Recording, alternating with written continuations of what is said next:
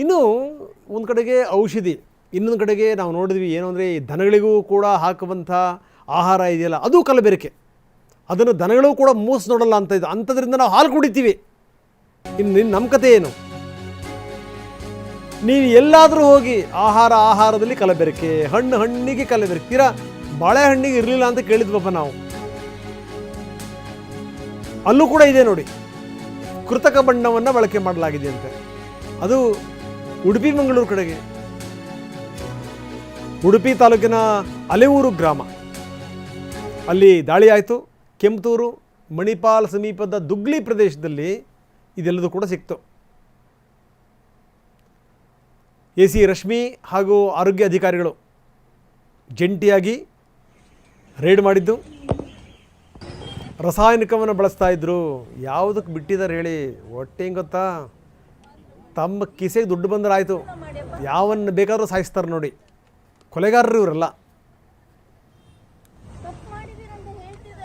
3 ಗೋದಾಮ್ನಲ್ಲಿ ಶೋಧ ಮಾಡಿದ್ದಾರೆ.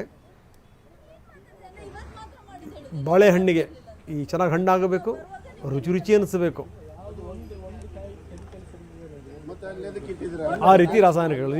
ನೀವು ಕಲ್ಲಂಗಡಿ ಹಣ್ಣು ನೋಡ್ತೀರಾ, ಅದಕ್ಕೂ ಇಂಜೆಕ್ಷನ್ ಹಾಕ್ತಾರಂತೆ. ಏನು ಕರ್ಮ ನೋಡಿ ಇದು. ಮಾವಿನ ಹಣ್ಣು ಮಾಡೋಕ್ಕೆ ಆ ಕಾರ್ಬೈಡ್ ಬಳಸ್ತಾರೆ. ಅದು ದೇವರೇ ಕಾಪಾಡಬೇಕು ಅಂಥದ್ದು. ಏನಾಯ್ತು ಹೇಳಿ ಅದರ ಪರಿಣಾಮ? ಜಪಾನ್ ನಮ್ಮ ಈ ಹಣ್ಣಿನ ದೊಡ್ಡ ಗ್ರಾಹಕ ರಿಜೆಕ್ಟ್ ಮಾಡಿಬಿಡ್ತು ಈ ಸರಿ. ನಿಮ್ಮ ಹಣ್ಣಿನ ಸಹವಾಸವೇ ಬೇಡ, ತಗೊಂಡೋಗ್ರಪ್ಪ ಅಂತ. ಹಿಂಗೆಲ್ಲ ಔಷಧಿ ಹಾಕಿ ಕಳಿಸಿದ್ರೆ ನಮ್ಮಲ್ಲಂತೂ ಬಿಡಿ, ಬೇಕಾದ ಜನಸಂಖ್ಯೆ ಇದೆ, 150 ಕೋಟಿ ಇರೋದ್ರಿಂದ ಯಾರನ್ನ ಸಾಯಿಸ್ಬೋದು ಪಾಪ. ಯಾಕಂದರೆ ಜೀವಕ್ಕೇನು ಬೆಲೆ ಇಲ್ಲ ಇಲ್ಲಿ. ಅದರಲ್ಲೂ ಬಡವರು ಗಿಡವರು ಅವ್ರನ್ನ ಹೆಂಗೆ ಬೇಕಾದ್ರೂ ಸಾಯಿಸ್ಬೋದು.